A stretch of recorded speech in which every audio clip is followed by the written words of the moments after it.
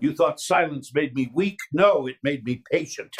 You're confused, Thomas. Hand me the papers and stop embarrassing yourself. If he walks in, I'll have him evaluated today. Words like confused carry weight. I bequeath my entire estate to my father, Thomas Miller. Enter that into the record. No. Read it again, slower, until it makes sense. It already... Paperwork bends to truth. I've carried heavier years than your schemes. Facts? You wear grief like armor. Underneath, you're breakable. Breakable? They wanted the fortune. I wanted my son's name to mean mercy. Guess which one lasts? My son left me everything, his $40 million estate, his life's work. But that morning, as I reached for my car keys, my neighbor shouted, "Don't start the engine." My daughter-in-law had been there at midnight, tools in hand. She thought she could erase me with one accident. She thought she'd win it all. But she never saw what I carried into that room. Before we continue, please subscribe to the channel and tell us where you're listening from in the comments. I sat in my living room, the late afternoon light stretching across the hardwood floor I had laid with my own hands so many years ago. The house was quiet, too quiet. It felt bigger than ever, even though nothing had changed. The photographs still lined the mantel above the fireplace. My wedding picture with Mary smiled down at me, and next to it were the graduation portraits of David, my boy, the child I worked my whole life to raise right. I leaned back in the old armchair, staring at those frames, and my heart ached in a way words can barely capture. I had sacrificed so much for David and for Laura, though she was never truly grateful. Now, sitting here, I could feel the sting of betrayal in every corner of this house. I remembered the years when David was in college. Tuition alone was $60,000, a mountain of money for me at the time. I paid every cent, never hesitated, because I believed education would give him the kind of life I never had. I remember writing those checks, watching the savings account drain, and telling Mary, "It's worth it. Our son deserves this chance." After college, when David needed a reliable car, I went to the dealership and signed papers for a brand new sedan, $25,000 out of my pocket. He hugged me tight that day, said he'd pay me back someday. He never had the chance, and I never would have asked him to. Then came the wedding. Mary had already passed by then, so I poured myself into making sure that day was perfect for him and Laura. Nearly $80,000 went into the ceremony, the reception, the flowers, and the photographer. I wanted them to start their life together with joy, with stability. I thought it would bind us as a family.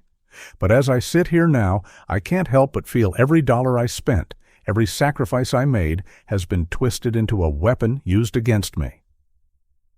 My house is worth $700,000, maybe more in today's market. But to me, it's not just numbers. Every inch of it is my life's work. The hardwood floors were nailed down by my own calloused hands. The porch railing, sanded and painted until the wood gleamed, still holds the echoes of David's laughter when he was a boy. The fireplace, with its sturdy brick, is where Mary and I sat on winter nights, dreaming about the future. On the mantel sits her wedding ring, framed in a glass box, a reminder of vows that still mean something to me even after she's gone.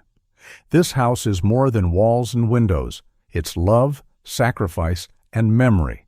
And yet, Laura would toss it away like scrap, ready to sell it off to line her own pockets. She doesn't see the history in these walls. She doesn't care about the blood, sweat, and years embedded in every corner. To her, it's just a price tag, another step toward that fortune she believes belongs to her. The thought of it makes me sick. When David fell ill, Laura pretended to be the dutiful wife. She sat by his bed in the hospital, adjusting the blankets, whispering in his ear when she thought no one was listening. She brought him meals, told the nurses she was fighting for him. To the outside world, she looked like a woman devoted to her husband. But I saw the truth in her eyes. I saw the calculation. And then, as quickly as the illness came, David was gone. 3 weeks. Just 3 weeks from the first cough to his last breath. The doctors said it was sudden, unexpected, one of those things no one could predict. But I couldn't shake the feeling that something darker was at play. Laura's tears seemed rehearsed, her grief thin as paper. While I buried my son, she was already looking toward the inheritance, already asking questions about assets and accounts. That image burns me even now. Me standing at David's grave, her face turned away, phone in hand, probably speaking to a lawyer. That is not love. That is not family. That is greed wrapped in a mask of sympathy. At first I was broken. I sat in this very chair, day after day, numb. I told myself I was an old fool, imagining shadows. Maybe grief was clouding my thoughts. Maybe Laura wasn't as cold as she seemed. But the more I thought about it, the more I replayed every moment, the more I realized that grief wasn't blinding me. It was opening my eyes. I remembered David's words not long before he died. He had looked at me with a heaviness I didn't understand then and said, "Dad, be careful with Laura." I had brushed it off, thinking he was just tired, stressed, or paranoid. But now those words ring in my head like a warning from beyond the grave. Every detail points to one conclusion. His death wasn't natural. It was convenient. Convenient for Laura, convenient for her plans. I rose from the chair, went to the study, and opened the old desk drawer. Inside were the papers I hadn't touched in years. Insurance policies, old contracts, the original will David had drawn up before his marriage. My hands trembled as I pulled them out, but my mind was steady. David's old will had me listed clearly, the father who raised him, the man he trusted. After the marriage, he had updated it under Laura's influence, but I began to see the gaps, the holes, the ways she had maneuvered herself into control. I found the life insurance policy, still intact, and the words jumped out at me like a lifeline. Beneficiary, Thomas Miller. That meant something. It meant she didn't have complete control. It meant I still had leverage. For the first time since David's death, I felt not just grief, but a surge of determination. The pain in my chest had shifted. No longer was it the dull ache of loss. It was sharper now, edged with anger, edged with the kind of clarity that only betrayal can carve into a man's soul. I wasn't just a grieving father anymore. I was a man who had been targeted, deceived, and nearly erased, and I realized I had something Laura never expected: experience, patience, and a memory like steel. She thought she could erase me like one erases chalk on a board. She was wrong. She underestimated the fire that still burned in me. I whispered into the silence of the room, speaking to Mary's photograph above the fireplace. "Mary, I think Laura had a hand in David's death. I can't stay silent anymore." The words tasted bitter, but they carried strength. The living room seemed to shift as I spoke those words. The late afternoon sunlight caught the edge of the picture frame, and for a moment it felt like Mary herself was watching me, steadying me. I knew what I had to do. This wasn't just about money. This was about truth. This was about respect. And this was about defending the legacy of my son, the boy I raised, the man who built something worth $40 million only to have it stolen by greed. I sat back down, clutching the papers in my hands, and I knew Chapter 3 of this story, my story, would not be about grief anymore. It would be about action. If you're still watching and find this story interesting, please comment 1 below to let me know you're here with me. I woke before sunrise, the house still and soft, the air cool, the way it gets just before a Midwestern morning lifts. I sat up and listened to the quiet. No television, no radio, just the creak of old wood and the slow hum of the refrigerator down the hall. It struck me how a home can sound different after you decide to fight for it. Last night I had whispered to Mary's picture that I couldn't stay silent anymore. This morning my hands knew what to do. I brewed coffee, set the mug on a coaster David made in junior high, opened the leather notebook where I keep numbers and names, and started with Richard Thompson. Richard answered on the second ring. His voice is steady in the morning, always has been. I told him about the late-night noise in my garage I couldn't place, the way the steering had felt loose yesterday, the way Frank Harris said Laura hovered around my sedan with a small tool bag at 11:30. I didn't dress it up. I didn't add drama. I gave him the facts one by one, like laying down cards on a table. Richard listened without interrupting, then said the thing a good lawyer says when the truth is ugly. "All right, Tom, we get proof first. No one touches that car unless they're documenting every inch. Call Jack O'Connor. He'll know what to photograph, how to bag, and tag. Chain of custody matters." Jack's shop is 15 minutes from my house if the lights are kind. He's a big man with scarred knuckles and an Irish temper that shows only when people lie about machines. He rolled up my garage door, stepped inside, and his eyes did what his hands had been trained to do for 20 years. He stood still, then crouched low, then ran a finger along the concrete to find a faint stain I had missed. He didn't talk for a minute. He just breathed, slow and careful, like the garage was a crime scene and noise could shift the dust. When he did speak, his voice was quiet. "Don't start it. Don't even look at the ignition." He slid a low-profile jack under the frame, raised the front end just enough, and slid under with a light. Time stretched in that garage. I counted the screws in the pegboard, then counted them again. When Jack came out, he had that look I've seen on nurses and mechanics when they have to say a hard thing. "Brake lines," he said. "Not road wear, cut, clean, 2 spots. The placement is deliberate. It's meant to give you some miles before it fails. 10, maybe 12. Highway miles." Something in me went cold and then hot in the same breath. I leaned on the workbench. I knew the distance from my driveway to the interstate. I knew the distance from the interstate to the law firm where the will would be read. I also knew Laura knew my habits. I leave early. I merge on the left. I keep a steady 70 because I was a plant foreman for 30 years and rules make sense to me. Jack kept talking. He pointed with the light. He had me crouch so I could see the small, almost surgical slit in the line, the faint blush where fluid had started to weep. He moved to the passenger side and showed me a second cut, positioned so the failure would cascade. He didn't stop there. He gripped the tie rod end and wiggled it, and I watched the nut shimmy where it shouldn't have. "Backs out as you drive," he said. "Steering goes light and sloppy. A couple of lane changes, and you're fighting it. Looks like an old man overcorrected. Looks like an accident." We didn't breathe for a beat. He took out his phone and started recording, speaking the date and time and what he was documenting.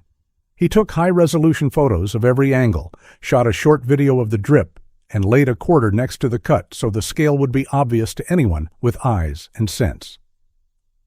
He bagged a shaving he found by the sway bar, slid it into a small envelope, and wrote my name on it. He printed a quick intake sheet from a little mobile printer he keeps in his truck. "Chain of custody," he said again, and I could hear Richard's voice in his mouth. I called Richard back, put him on speaker so he could hear Jack's report. Richard told us both not to touch anything else. He told me to call the police, but to wait until I had safely left the property so no one would accuse me of tampering with my own car. Then he told me something I didn't expect but understood as soon as he said it. "Tom, don't cancel your day. Keep your appointment at Reynolds, Mitchell & Associates. Take a taxi. Show up. Looking alive is your best first move." There are moments when you can feel a line in your life click into place. I rinsed my coffee cup, grabbed the leather notebook, and slid David's old will and the life insurance copy into a folder. I stood in the kitchen doorway and looked at the house I might lose if I did nothing. $700,000 is what an appraiser put on paper. But the numbers don't hold the years. The porch where David learned to tie his shoes, the hallway where Mary and I argued about paint colors and then laughed because we were both wrong, the backyard where we ate watermelon in July, pink juice on our wrists, the Cardinals on the radio. This house is the full ledger of my life, and if someone thought I would let them erase me from it, they didn't know me at all. The taxi was yellow and clean, and the driver had a thermos that smelled like cinnamon. He didn't talk much, which I appreciated. He called me sir, which made me feel older than I am and still somehow respected. We rolled out of the neighborhood slowly, sunlight stacked in the trees, early joggers bent against the morning. I kept my folder on my lap and my eyes on the road. At the first long light, my phone buzzed with a text from Richard. He had filed an email with the police liaison he knows, flagging suspected vehicle sabotage, potential attempted homicide, and copying a secure link where Jack's photos and video were being uploaded. I replied with a single word. En route. We cut past the medical district on our way downtown. I wouldn't have looked up if the driver hadn't braked hard for a pedestrian with a coffee who stepped off the curb without looking. The taxi slowed to a respectful stop line, and my eyes drifted left to a restaurant I knew from years ago. One of those places where doctors meet pharmaceutical reps and pretend the steak is a coincidence. The awning was new, a deep green. The windows were spotless. In the window, I saw a face that tightened something in my chest. Laura. Black dress, hair perfect even at 9 a.m, sunglasses on the table, phone face down. Across from her sat a man in a suit I recognized from the oncology wing, Dr. Leonard Hale. He was leaning in. He was smiling, the reptile kind of smile people use when they think they've earned something. His hand came up and then down, and when it came down, it wasn't empty. A thick envelope slid across the table like a quiet storm. Laura rested her hand on it. Not a tap. A claim. The light turned green, turned. The taxi rolled forward a few feet, and I looked back, the way a man looks back at a house fire, half afraid he's imagined it. I hadn't. It was neat and clean and fast. She lifted her bag. The envelope disappeared. She didn't look outside. She didn't look for me. Why would she? I was supposed to be on a highway, fighting a steering wheel that wouldn't do what I told it to do. I didn't curse. I didn't pound the seat. I felt a new steadiness rise in me, the kind I haven't known in years. I took out my phone and scrolled to a number Richard had given me months ago, back when David first got sick, and I had asked for someone who could look into things that didn't make sense. Robert Evans answered on the third ring. He doesn't bother with greetings. He waits for the problem. I gave it to him in 60 seconds. The car, the cuts, the chain of custody, the email to the police, the will reading at 10 o'clock, the envelope at 9:23 a.m. At the corner of State and Maple, Laura and Dr. Hale behind the green awning. I told him I didn't know what was inside the envelope. I told him I knew enough to know it mattered. On it, he said. Do you want me seen or unseen? Unseen, I said. For now. We merged onto the expressway we were never supposed to reach. The sky opened in that pale city blue it saves for clear days. Traffic moved like a long river. I kept watching the lane lines, the on-ramps, the faces in other cars. Every man looks older in a windshield. Every woman looks tired. I thought about how many stories are rolling forward at once, how many of them involve money, how many involve love. $40 million is a number that changes how people stand, how they order lunch, and how they sleep. I thought about David working late at the office with the lights low, about the way he loved solving a problem for a hospital or a bank because it meant people would be safe when they typed their passwords. He had built a company that kept other people's valuables guarded. He had never imagined he needed guarding from his own home. Richard called again. I spoke with Reynolds' office to confirm the time. They'll run for a minute. Tom, show no anger when you arrive. Be cordial. Sit where they tell you. Look surprised by nothing. If Laura approaches, let her talk. Don't argue. Don't accuse. Let the room do the work. We've got 3 prongs: the mechanical report, the medical timeline, and her behavior after David's death. You keep your powder dry until the document speaks. There are many kinds of bravery. Some men run into burning buildings. I've done different kinds. I've worked double shifts with a fever because the line wouldn't run without me. I've driven Mary to chemo, held her hair in the bathroom, and told her she was beautiful when she didn't believe me. Today, my bravery was going to be quiet. Show up. Breathe. Let the truth stand on its own feet. At the next red light, my phone buzzed with a text from Robert. Video confirms Hale and Laura together. Still shots taken. We'll pull the restaurant receipt through the source.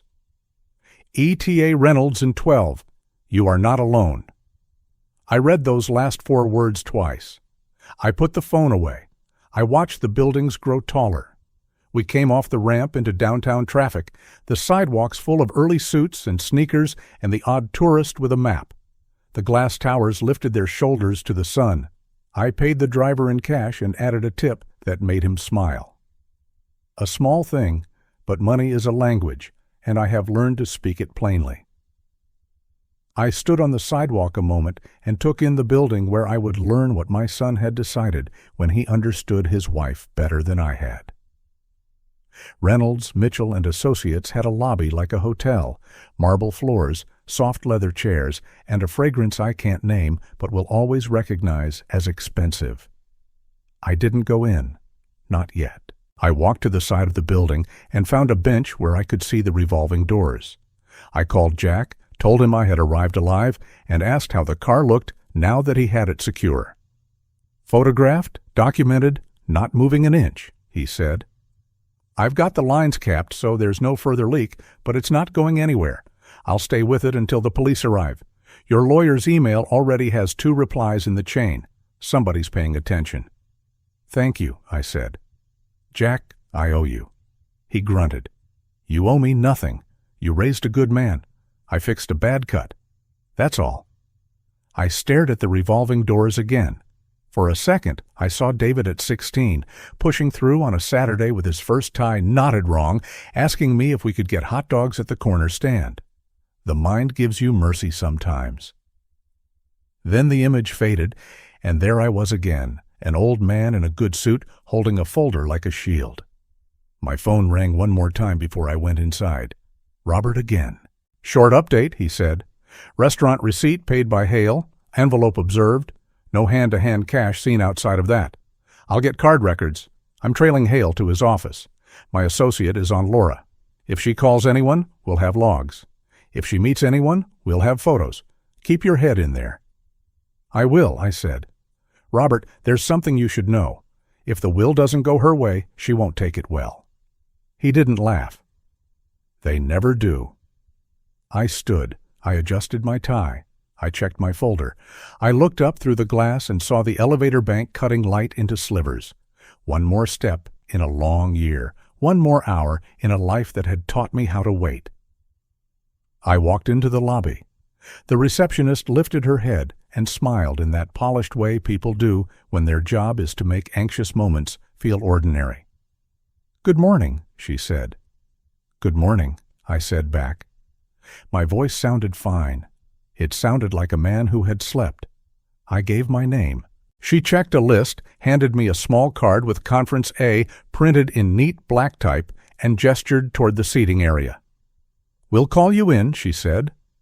I sat where I could see the entrance to Conference A and also the revolving doors. I felt my heart beat slow. I thought about the last thing David said to me that sounded like a warning. Dad, be careful with Laura. I had heard it then as tension. I heard it now as love. A shadow moved in the glass and became a figure. Laura. She walked with the confidence of someone who has convinced herself she cannot lose. Black dress, pearls, sunglasses, she didn't need inside. She looked around the lobby, then at me.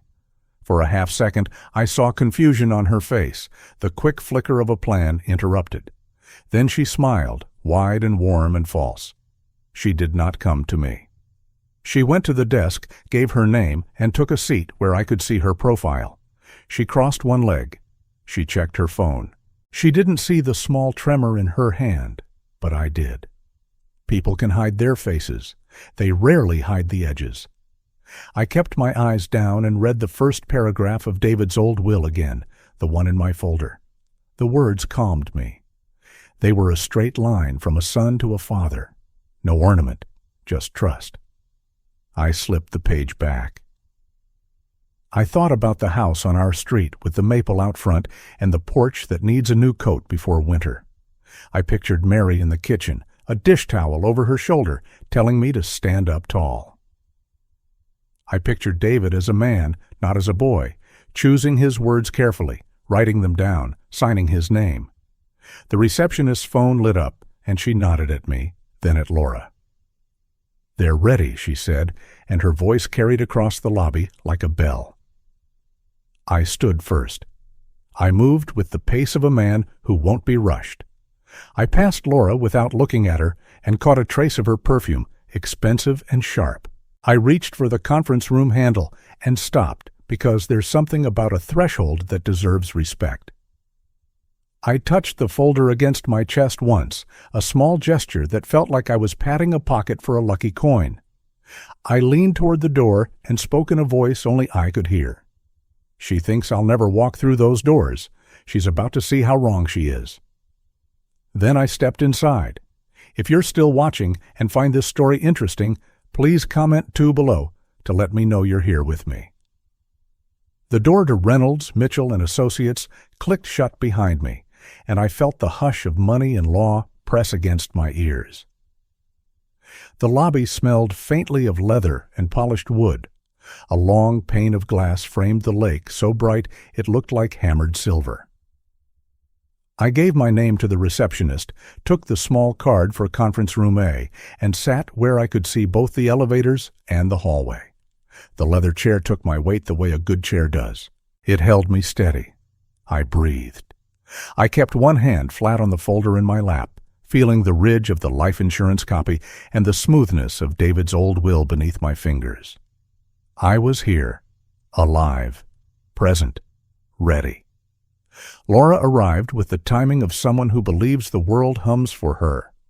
She floated in on expensive perfume, a black dress, pearls, and a smile that never quite reached her eyes. She looked at me in that quick, startled way a person looks at a light left on in a room they assumed was dark. The flicker passed. She glided to the desk, gave her name, and sat 2 chairs away, angling herself so the lake gilded her profile.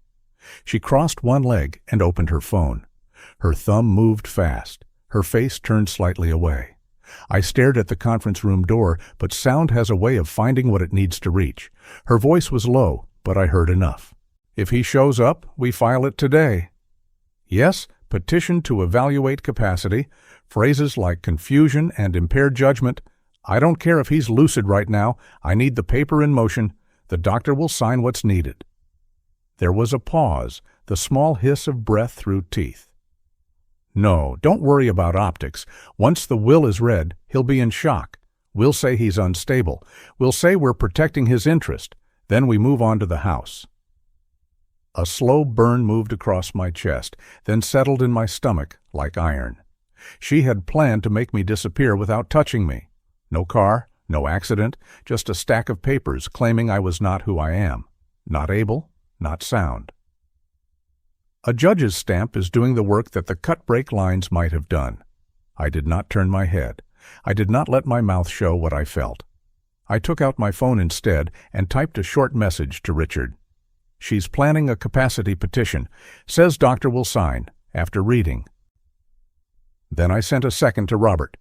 "She's on the phone now, pushing to declare me incompetent. Doctor, likely hail. No time." I put the phone away and folded my hands again. I could hear Mary in that steady voice she used when storms rolled over the lake. "Hold your line." The receptionist's phone lit up. A light blinked in the hall. "Mr. Miller, Mrs. Miller, they're ready for you?" I stood first. Laura rose with a small, satisfied smile, the smile of a person who believes she's walking toward a victory already earned. We stepped into the corridor, past framed photographs of partners with senators and judges, past depositions sealed in brass frames like trophies. Conference Room A waited behind a heavy oak door. I touched the folder to my chest once, a private signal to myself that I was bringing David with me. Then I went in. The room had a long table that could have seated a dozen. 3 chairs only were occupied. A young associate by the wall, a paralegal with a neat stack of files, and Edward Reynolds himself, hair silver, suit navy, eyes a blue that made you think of winter sky and the blade edge of rules. He stood when we entered. Mr. Miller, Mrs. Miller, I'm sorry for your loss. He gestured to 2 chairs on the long side of the table, the lake at our backs, the city to our left. I sat. Laura sat. The associate pressed a button on a small recorder. The paralegal took a pen in hand. On the table, a leather folio waited, the kind embossed with a name that said, "Money stays where it's told." Reynolds did the things that must be done. He verified our identities. He noted the presence of the recorder. He opened the folio. He started with a sentence about how difficult these matters can be, then moved to the spine of it all. This is the last will and testament of David Miller, executed April 1st of this year, notarized with 3 witnesses present. I will read the pertinent provisions into the record. Laura straightened. I watched the small pulse jump in her throat. Her confidence filled the room like heat. I could almost hear the thoughts she whispered to herself. Penthouse, freedom, fresh start.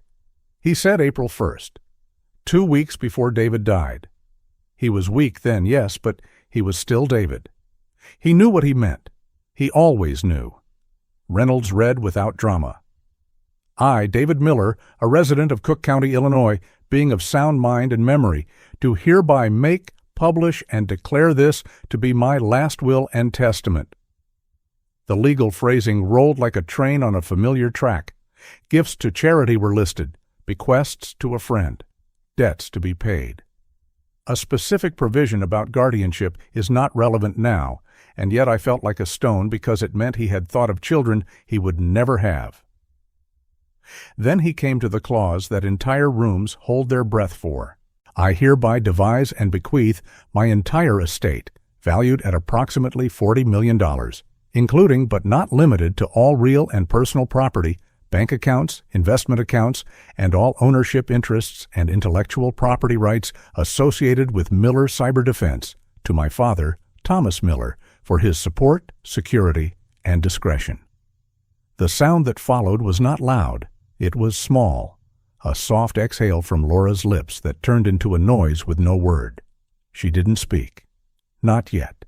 She stared at Reynolds as if the sentence could be coaxed into changing by the force of her eyes. The young associate looked up, then down. The paralegal made a small notation. Reynolds continued, voice even. There is a letter of intent attached to the will, to be read privately by Mr. Miller if he so wishes. The testator requested, however, that a single line be entered into the record for clarity. He lifted a smaller envelope, slid a paper free, and read, "Dad, be careful with Laura." The air itself altered. It felt as if the windows pulled closer, as if the lake stepped forward to listen. Laura found her voice not in a word, but a bark. "No." She said it again. "No." Then louder. "This is not right. This is not legal. He was dying. He was confused. He had medication." She turned to me, eyes bright and flat. "You did this. You pressured him. You made him write that." Reynolds did not look at her. He kept his eyes on the page. The will was executed with all formalities. The witnesses were disinterested. The notary confirmed identification. If you wish to contest, you may pursue a challenge in probate court, but as of this moment, the will stands as written. The estate passes to Mr. Miller. Laura's mouth opened, closed, then opened again. The words tumbled fast. Not coherent, not planned. Greed has its own language, and when it fails, it becomes a howl. He promised me. He said, I took care of him. I deserve. He wouldn't do this. You're old. You don't need it. You're going to waste it on whatever old men waste money on. I held the edge of the table steady with my hands. I kept my voice level inside my own head. Hold your line. My eyes stayed on Reynolds. He reached for a second document. Additionally, there is a codicil addressing the corporate interests. Mr. Miller bequeathed his shares outright to his father.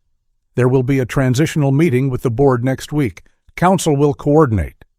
Laura slapped the table with her palm, the sound sharp and out of place in that careful room. This is a setup. You can't do this. You can't lock me out. She turned to me again, and her face shifted with effort. The mask tried to come back on. It failed. Tom, listen. You're grieving. You're not thinking clearly. It's a lot of money. $40 million is a burden at your age. Let me manage it. I already placed a deposit on a penthouse, on the lake. It's perfect for entertaining. David would have wanted me to be comfortable. The way she said deposit reached me the way a siren does through glass. My mind saw the green awning, the envelope sliding across the table. My stomach turned. I did not look at her. I did not answer. I watched Reynolds instead, because in that moment, the law was my anchor. He folded his hands. Mrs. Miller, your husband's wishes are clear. I have a responsibility to execute them. If you choose to contest, you may do so. Today's purpose is to read and record. Laura stood. The chair tipped and clattered. The young associate flinched. She leaned across the table and reached for the folio. Her fingers closed on the top page and tore at it, the heavy bond resisting. A corner ripped free. She grabbed again. Reynolds did not rise. He pressed a button on the phone by his elbow. "Security to Conference A, please." Laura's voice rose, high and breaking. "You don't understand. I earned this. I earned every cent." I wiped his forehead. I paid the bills. I called the doctors. That company would not exist without me. She tossed the torn corner down like a gauntlet. "This is forged. I'll prove it." Reynolds spoke with that quiet that can carry through a storm. "The original is secured off-site. We are reviewing copies. Destruction of these does not alter the probate record." He turned his eyes to me for the first time since the clause was read. "Mr. Miller, do you have any questions at this time?" I let silence count to 3, not because I needed it, but because the room did. Then I said the only thing that needed saying. "No, sir. I heard my son." Security arrived. 2 men in suits without uniforms, faces calm in that practiced way. "Mrs. Miller," one said, gentle but firm, "we need you to step out with us." Laura jerked her arm back. She looked from them to me, and I saw something cross her face that looked like the mirror image of love. Not love. The fury that grows where love should have been. The fury of entitlement denied. "You're going to die soon," she said to me, quietly now, words like ice. "And when you do, everything will come to me anyway. I'll tie it up. I'll tie all of it up until the day you can't sign your name." She turned to Reynolds as if making a business appointment. "I'm filing a petition this afternoon. He's incompetent, a danger to himself. He shouldn't be managing this kind of money." Reynolds did not look at me. He looked at the security guards. "Please." They stepped closer, hands open, not touching her until she moved. She tried one more time to reach the folio, a quick darting grab, and one of them raised a steadying hand and guided her away. Her heel slipped against the polished floor. The world gave her no purchase. As the door closed behind them, the room breathed again. I sat back. The chair received me kindly. My hands eased on the edge of the table. The paralegal gathered the torn corner of paper as if it were a leaf blown in. The young associate stopped pretending he wasn't watching and looked at me like a man watching a mountain held under wind. Reynolds waited a full 10 seconds. Then he reached for a smaller envelope and slid it across to me. "Mr. Miller, this is the personal letter your son left for you. You may read it here or later as you wish. Before you decide, there is something I should add. Your attorney, Mr. Thompson, has forwarded certain materials to our office this morning. Photographic documentation of your vehicle, a time-stamped video of suspected tampering, an email chain with the police liaison. For the record, we acknowledge receipt." I nodded. "Thank you." My voice sounded the way a man sounds when rain finally arrives after a summer of heat. I have not opened the letter yet. I pressed my palm to its back and felt the weight of it, which was almost nothing and yet everything. Richard's name lit up on my phone. I looked to Reynolds. He inclined his head. I answered. I kept it simple. Richard kept it simpler. "You heard it?" he asked. "I did," I said. "Good," he said. "Stay seated. Breathe." I've already filed a courtesy notice with probate that a contest may come. I've also prepared a protective response to any capacity petition. Your primary care physician has provided a letter. I have your last neurological exam from your physical. Clean. If she files, we meet it with paper, not anger. Also, Robert has sent stills from the restaurant. The envelope is clear. Hale paid. We will connect the dots later. For now, you did what you needed most to do. You showed up. I put the phone away. I looked at Reynolds. What happens next? He folded his hands again. We certify the reading. We begin the transfer of accounts. There will be a short waiting period for standard objections. If Mrs. Miller files, we respond in court. In the meantime, you are the named beneficiary. We will meet with the company's board to ensure continuity. I recommend you speak with Mr. Thompson about a trust structure to protect assets and your home. He paused. I also recommend you let the letter speak to you, Mr. Miller. Grief and law move at different speeds. Only one of them knows your son's voice. I slid a finger under the flap and opened the envelope. David's handwriting met me like a handshake I had been missing. He wrote the way he spoke, direct. He thanked me for teaching him to show up, to tell the truth, and to do the work that didn't show. He said he had been wrong about many things, but not about Laura. He said he had seen something in her he didn't want to see, and that he was sorry he had not listened sooner. He asked me to do what I believed was right with what he left. He ended with a line I will hear until the end of my days. Dad, I trust you. Protect what matters. Oh. I put the letter back in the envelope and closed it by pressing my thumb across the flap. I felt steadier than I had in a year. Laura could scream. She could tear pages. She could file petitions and hire doctors who would sign whatever line they were handed. But a paper signed in the right light with the right witnesses holds. Evidence holds. Truth holds. As if summoned by the thought, one of the security guards returned to the door and spoke quietly to Reynolds. Mrs. Miller is in the lobby with 2 officers. She's agitated. Reynolds nodded. Thank you.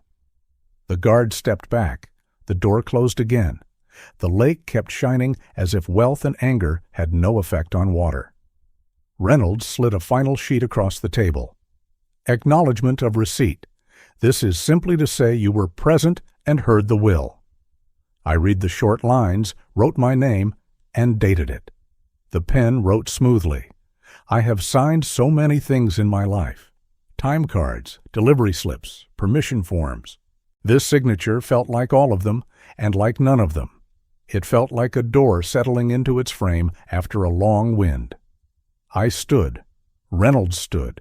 He thanked me again and said his office would coordinate with Richard on the next steps. The associate clicked off the recorder. The paralegal gathered files with careful hands.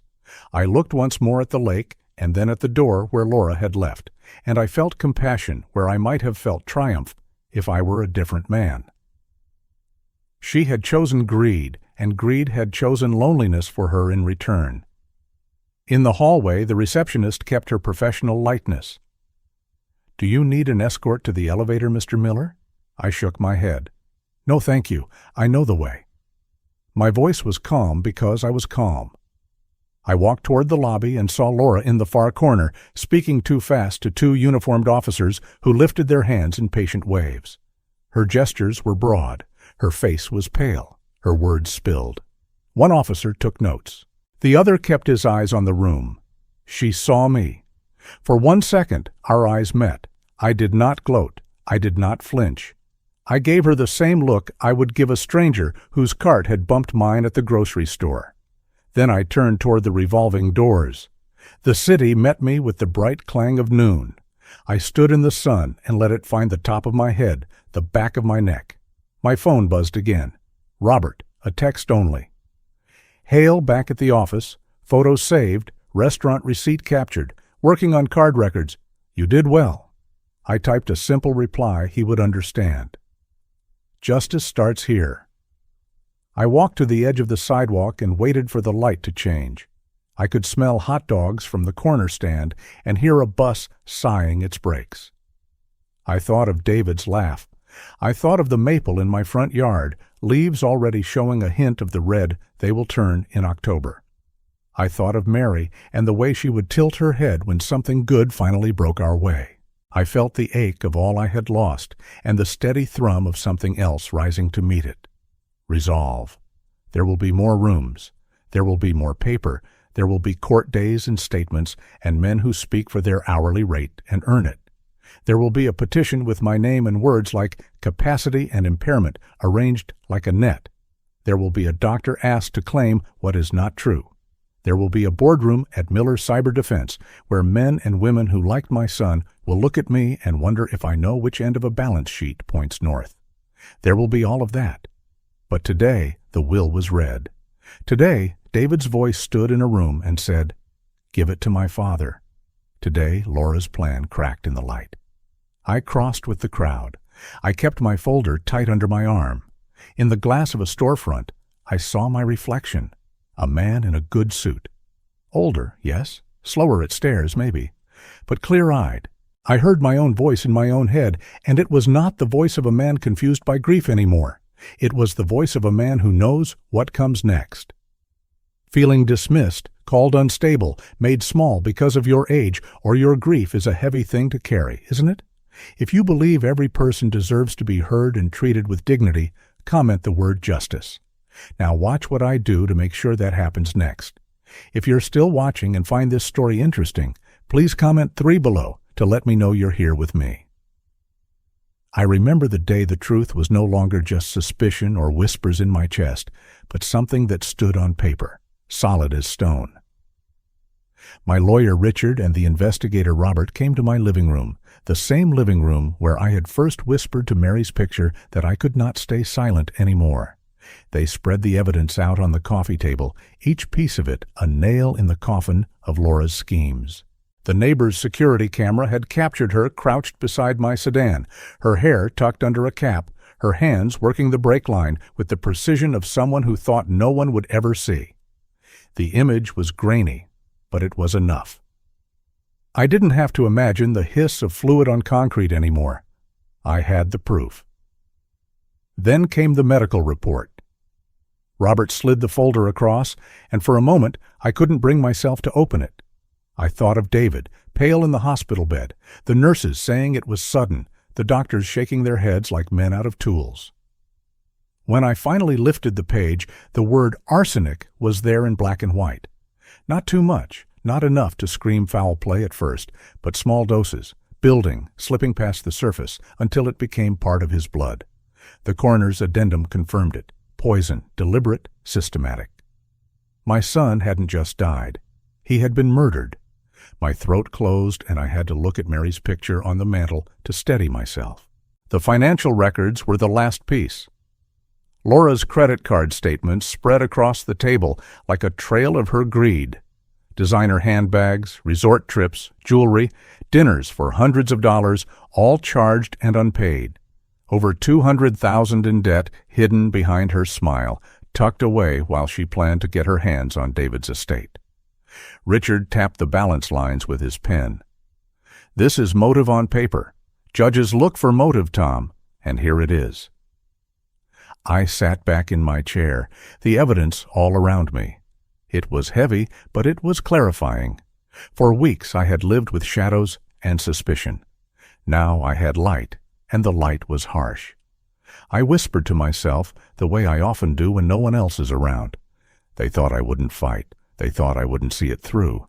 But justice doesn't need my speed. It needs my patience. The trial was not quick, and it was not gentle. I walked into the courthouse each day past the stone pillars and the cold marble floors. The press was there, their cameras flashing, asking questions about inheritance, about murder, about betrayal. I didn't answer. I didn't owe them anything. I saved my words for the courtroom, and even there, most of the speaking was done by Richard, calm and steady, letting the evidence do the talking. When the footage of Laura tampering with the car was shown on the screen, the room shifted. The jury leaned forward. When the medical examiner read the toxicology report, there were gasps, low and broken, the sound of strangers sharing outrage. And when the financial analyst explained her debts, her shopping trips, her desperation, Laura's mask cracked. She muttered under her breath, shook her head, and clutched at her lawyer's sleeve. The day the verdict came, the judge's voice filled the chamber. 15 years, no parole, convicted on charges of second-degree murder and attempted murder. The gavel hit the wood, sharp and final. Laura cried out, not soft tears, but the kind of cry a person makes when their world collapses.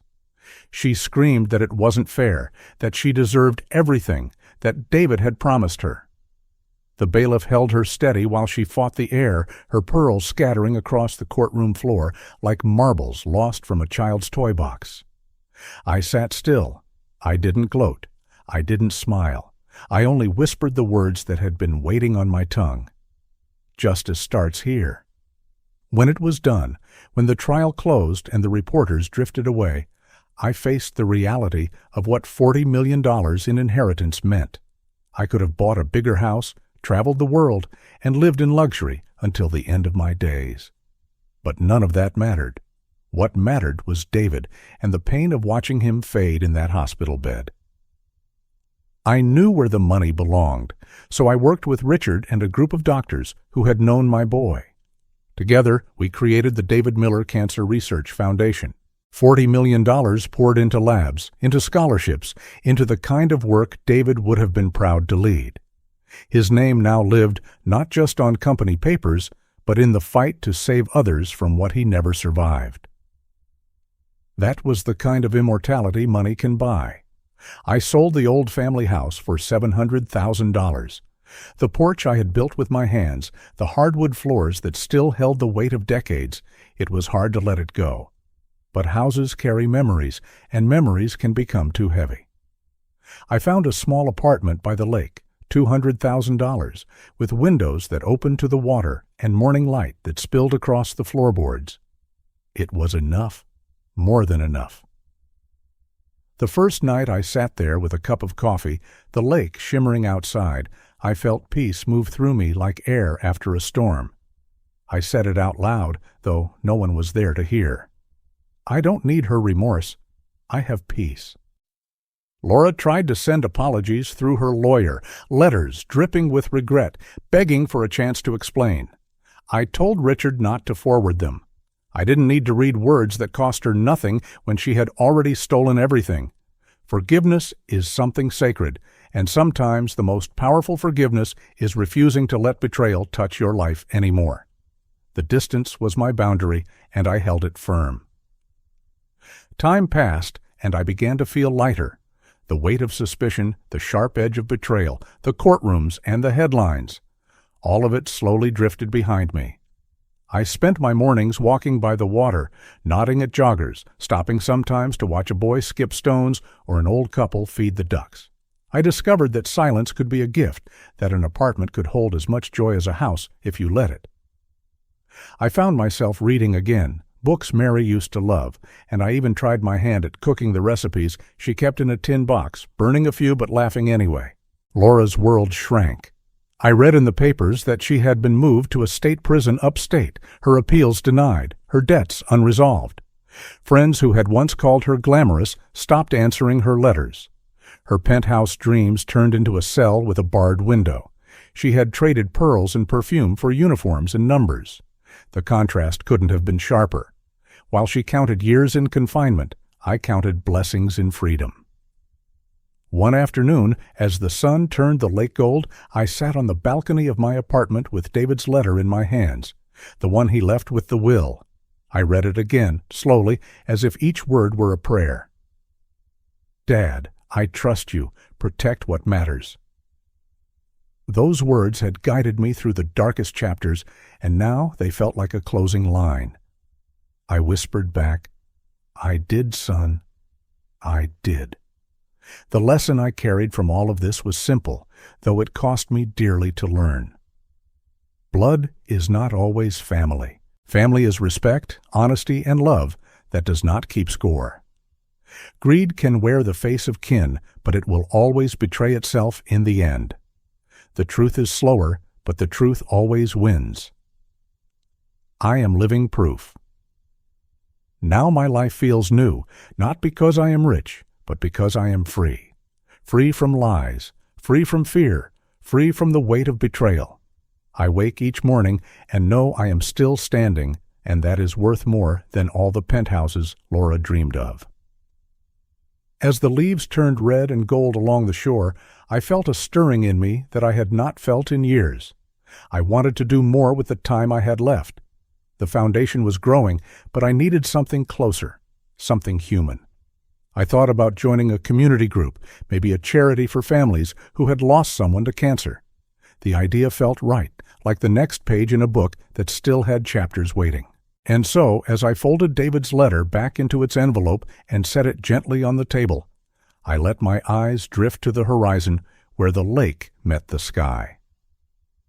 The war was over, but life was not. And in that space between endings and beginnings, I found something better than revenge, better than riches. I found peace. I wake each morning now to the soft light pouring through the window of my new apartment, the kind of light that glimmers across the lake and makes the world feel fresh, even for an old man like me. The building isn't grand, not compared to the house I once lived in, but it's enough. 2 bedrooms, one for me and one for the books and photographs I couldn't part with, and a balcony that looks out over the park. I paid $200,000 for it, and it feels like freedom, not like downsizing. Every morning I lace up my shoes and walk through the park by the water. I nod at the same faces, an elderly couple feeding ducks, a jogger with headphones, children laughing on their way to school. It is ordinary, simple, and yet after the storm of betrayal and courtrooms, it feels extraordinary. The foundation in David's name has grown faster than I expected. I meet with the directors once a month, and every time they tell me about a grant we funded or a researcher we helped, I feel like David is there beside me. The money no longer feels like a curse tied to greed and death. It feels like a weapon against the disease that stole my boy. When I stand at the ribbon cutting for a new lab funded by the David Miller Cancer Research Foundation, I don't feel like a broken father anymore. I feel like I am still protecting him, still fulfilling his trust. His name is alive, and so is the love I carry. I've joined a local charity group as well. We meet in the basement of a church every Thursday, sharing coffee from paper cups and planning drives for families who've lost someone.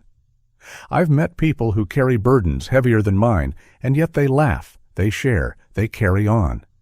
That has taught me something no courtroom ever could, that healing isn't found in verdicts. It's found in people who care. I feel connected again, something I thought I'd lost forever when betrayal hollowed me out. Every so often, a letter comes. The return address is the prison upstate, and I know before I open the envelope that it's Laura. I don't tear them up. I don't even read them. I place them in the top drawer of my desk, stacked one on top of the other, and I never look again. Forgiveness is not something that can be begged for in ink on paper. Forgiveness must be lived, and Laura has shown me nothing but excuses. My boundary is my peace, and my peace is sacred. I say it out loud sometimes, just to remind myself, I don't need her words. I have my life. On the nightstand beside my bed sits my father's old pocket watch, the one he gave me when I turned 21. Its face is scratched, its chain dull with age, but it still ticks. I find myself staring at it often, listening to its rhythm.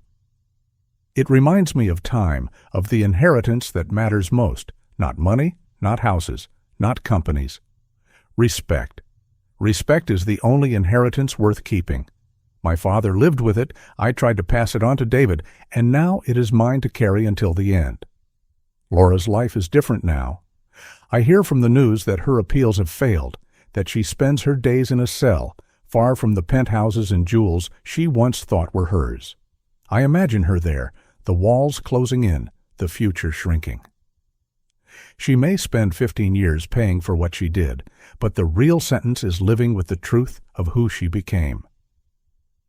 The world has forgotten her, and in that forgetting, there is a kind of justice. Meanwhile, I walk free under the open sky, and every breath is a reminder of what she tried and failed to steal. As I sit on the balcony watching the sunset paint the water in gold, I think of the lessons carved into me through this ordeal.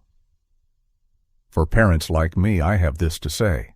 Trust is precious, but it must be guarded. Do not assume that love is enough to protect your legacy. Put your affairs in order, make your will clear, and never let naivety leave your life's work unprotected. For the children of the world, I say this: do not let greed poison your heart. No inheritance is worth the destruction of trust. The love of a parent is a treasure more valuable than money, and once you break it, it cannot be repaired. And for all of us living in this modern world, I say, money can reveal a person's true face, but character is the inheritance that no one can buy, no one can forge, no one can steal. One afternoon, after a long walk, I came home to find an old box I hadn't opened in years. Inside were letters Mary had written me when we were young, folded and yellow with time. I sat there with the pages spread on the table, her words soft but strong, reminding me of who I was before betrayal, before grief. "Respect yourself, Tom," she had written once. "It's the only way others will ever respect you." I closed my eyes and smiled. She was right then, and she is right now. That small discovery was the last piece I needed, the unexpected reminder that even in endings, there are beginnings waiting to be found. I know now that family isn't about blood. It's about respect. Respect is something Laura never understood. But I do. And as long as I hold on to it, I will never be poor, no matter what money comes or goes. I sit on my balcony, listening to the lake, the watch ticking on the table beside me. And I know I have found the life I was meant to have. Peaceful, free, complete. The story has come to an end. I hope it has brought you valuable lessons and insights. If you enjoyed this content, please like, share, and subscribe to the channel so you won't miss the next video. Goodbye, and see you again.